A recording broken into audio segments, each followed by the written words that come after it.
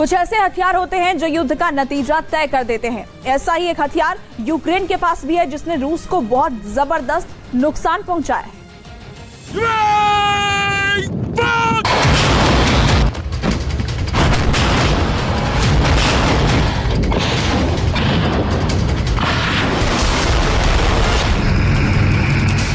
रूस के हथियार से यूक्रेन रूस पर वार कर रहा है।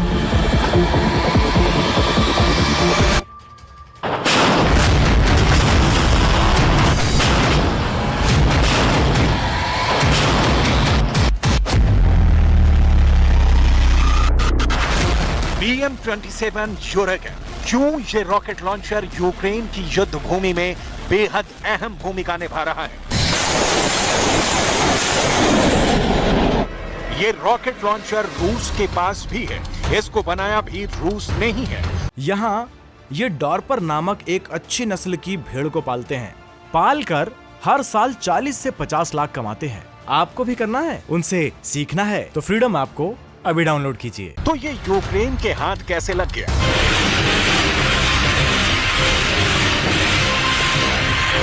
आखिर कैसे यूक्रेन रूस के बनाए हुए रॉकेट लॉन्चर से रूस की फौज को टारगेट करने में कामयाब हो गया?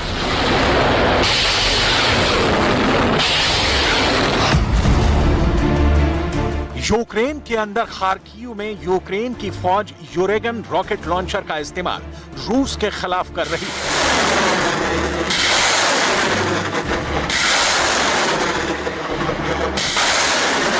अमेरिका की तमाम कूटनीति के बावजूद भी यूरोप और एशिया के बीच बेहद अहम सामरिक लोकेशन पर मौजूद तुर्की के राष्ट्रपति एर्दोगन खुद रूस जाकर पुतिन से मुलाकात कर रहे हैं।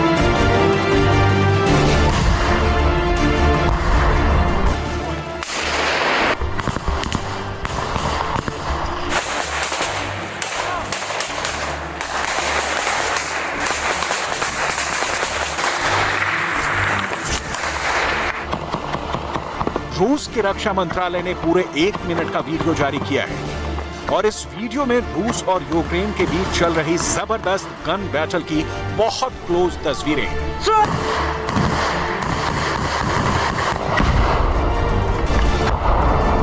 ये पूरा वीडियो आपको विस्तार से दिखाएंगे और समझाएंगे,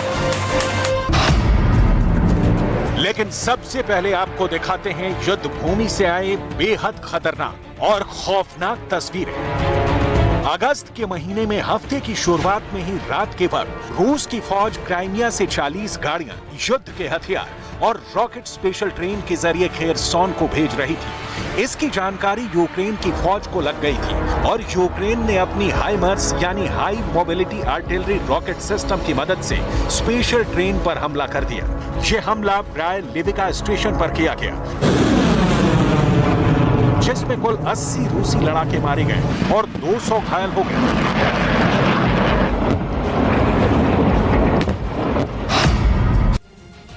दिल्ली से बड़ी खबर आपको बता दें, जहां एनआईए ने दिल्ली के बटला हाउस से आईएसआईएस से जुड़े एक संदिग्ध को गिरफ्तार किया है। गिरफ्तार आरोपी पर आईएसआईएस का ऑनलाइन प्रोपेगेंडा चलाने का आरोप है। पकड़े गए आरोपी का नाम मोहसिन अहमद है, जो बिहार का रहने वाला है और दिल्ली के बटला हाउस इलाके में रह रहा था। एनआईए को जांच के दौरान मोहसिन की सोशल मीडिया पर संदिग्ध गतिविधियों की जानकारी मिली थी। आरोपी के आईएसआईएस का सक्रिय सदस्य होने की बात भी सामने आ रही है। लेकिन इस बीच हैरानी की बात यह है कि रूस को भारी नुकसान पहुंचाने वाले इस हथियार को बनाया रूस ने था, लेकिन इसका इस्तेमाल अब रूस पर ही हो रहा है। लेकिन आखिर ये हुआ कैसे?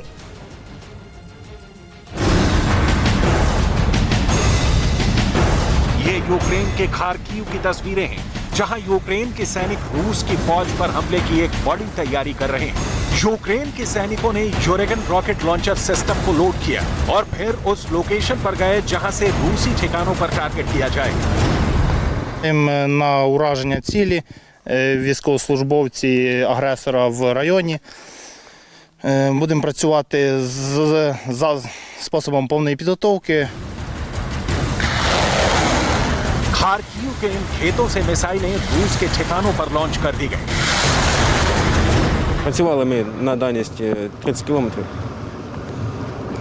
Результати ми знаємо. Я впевнений в своїх хлопцях.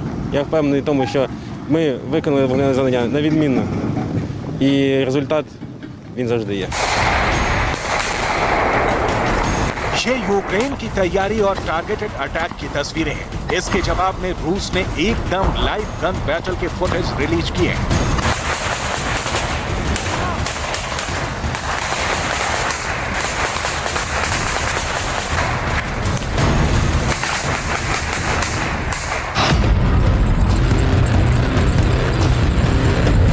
रूस ने यह खुलासा नहीं किया है कि यह लड़ाई कहां पर लड़ी गई है, लेकिन तस्वीरें देखकर साफ है कि रूस के सैनिक अपनी जान भी बचा रहे हैं और यूक्रेन के सैनिकों पर हमले भी कर रहे हैं। यहां यूक्रेन की एक पोस्ट है और रूस के सैनिक इस पोस्ट पर किसी भी तरह कब्जा करना चाहते हैं, लेकिन इसके लिए रूस के सैनिकों को अपनी जान से खेलना पड़ा है। रूसी रक्षा मंत्रालय की तरफ से यह बयान जारी किया गया है कि रूस की फौजों ने टारगेटेड हमले करके यूक्रेन के 150 से ज्यादा लड़ाकों को मार गिराया है।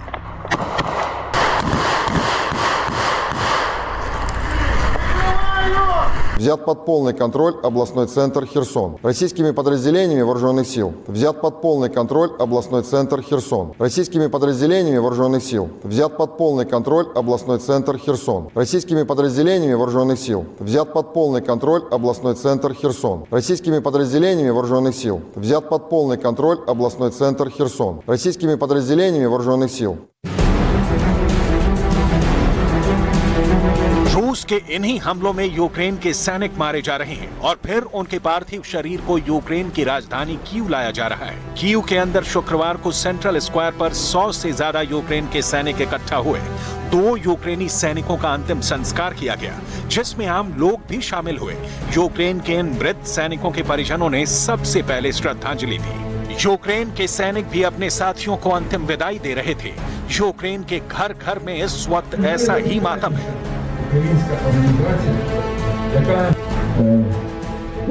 Демонструємо усьому світу, хто ми є. Ми не є загарбниками. Ми не хочемо нести біль і страждання будь-кому, навіть Російської Федерації. Але в нас не залишається іншого шансу, іншої можливості, як крокувати шляхом війни. І це не є наша мета, і це не є наше бажання, бо ми хочемо повернутися до власних домівок і мирно вирощувати наших дітей.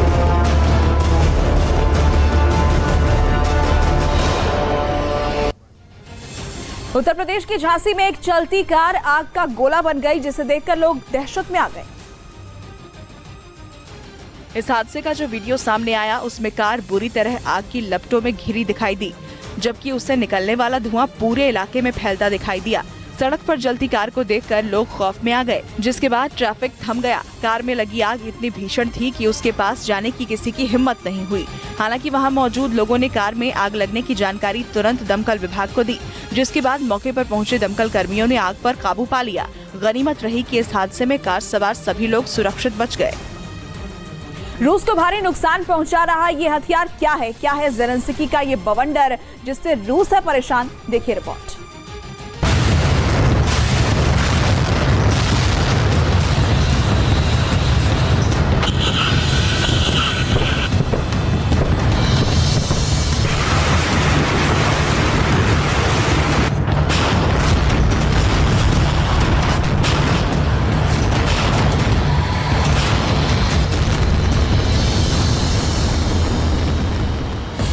इस वक्त यूक्रेन के अंदर बहुत क्लोज फाइट हो रही है, यानी 40 किलोमीटर की रेंज में ही दोनों सेनाएं एक दूसरे पर वार पलटवार कर रही हैं।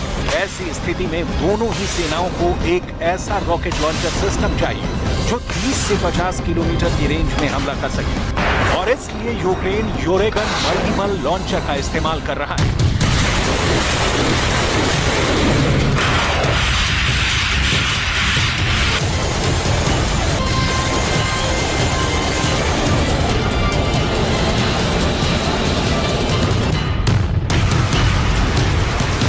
योरेगन रॉकेट लॉन्चर का निर्माण साल 1974 में सोवियत संघ ने किया था। 1990 से पहले रूस ही सोवियत संघ था। और ये रॉकेट लॉन्चर बनाने की जरूरत रूस को इसलिए पड़ी क्योंकि उसके पास 100 से 150 किलोमीटर की रेंज में हमला करने के लिए मिसाइलें और रॉकेट मौजूद थे। लेकिन छोटे टारगेट पर निशाना लगाने के लिए उसके पास कोई वेपन नहीं था। इसलिए रूस ने इस खास मल्टीपल लॉन्चर सिस्टम को इजाद किया।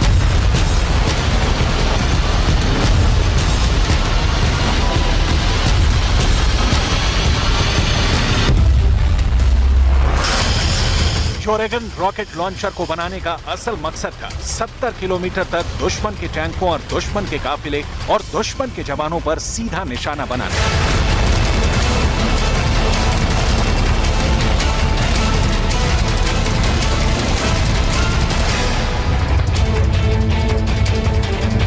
योरेगन की सबसे बड़ी ताकत है इसकी मोबिलिटी, यानी इसको किसी भी दूसरे लोकेशन पर शिफ्ट किया जा सकता है और आसानी से टारगेट पर निशाना लगाया जा सकता है। इस पूरे सिस्टम में रेडार भी होते हैं, इसलिए रात में भी योरेगन का इस्तेमाल बहुत आसानी से किया जा सकता है।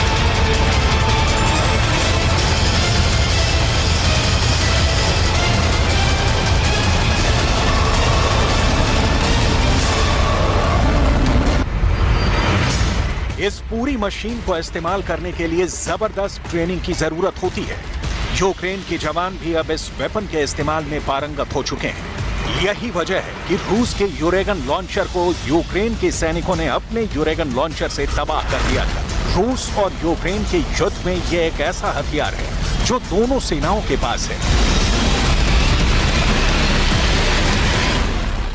इधर मध्य प्रदेश के श्योपुर में एक ट्रक सड़क से उतरकर खाई में पलट गया, जिसके बाद ट्रक ड्राइवर अंदर ही फंसा रहा,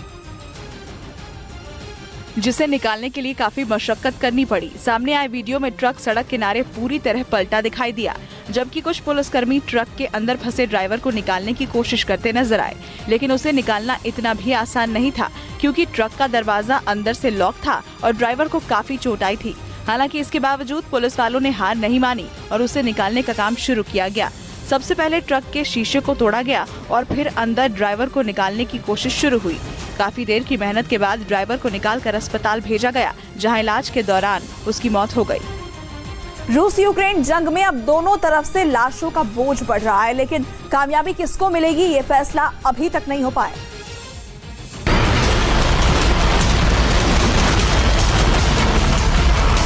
ये वो तस्वीर है जिसमें यूक्रेन ने रूस के यूरेगन रॉकेट लॉन्चर को तबाह कर दिया था।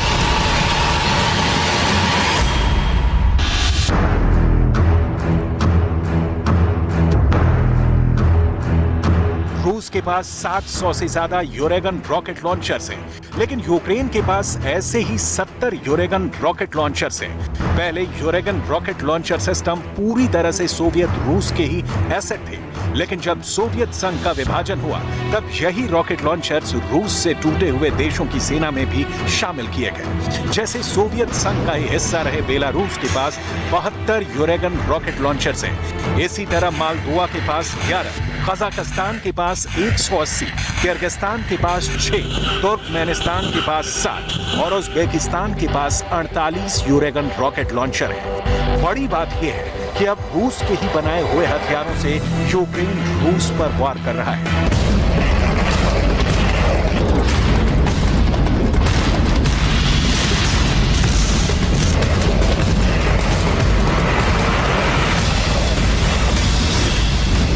योरेगन का मतलब होता है बवंडर या तूफान, और रूस का ये बवंडर अब रूस पर ही कहर बनकर फूट रहा है।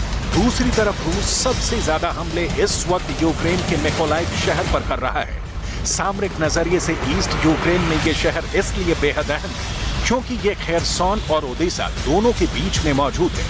रूस ने इस शहर पर कब्जा करने के लिए 26 फरवरी के बाद से 10 से ज्यादा हमले किए थे, लेकिन इन हमलों के बाद भी रूस को इस शहर पर कब्जा नहीं मिल सका क्योंकि यहाँ के मेयर और यहाँ के आम नागरिकों ने बहुत बहादुरी से रूस का मुकाबला किया। लेकिन अब रूस यहाँ पर मिसाइलों से हमले करके तबाही मचा रहा है, जिसका कोई जवाब यूक्रेन के पास नहीं है। Оце зараз там воно і школа згоріла, там і те саме. І дома погоріли, там не погоріли, повибивало все. Ну, зараз там вон 2 дома теж, чи згоріли до краю, я не знаю.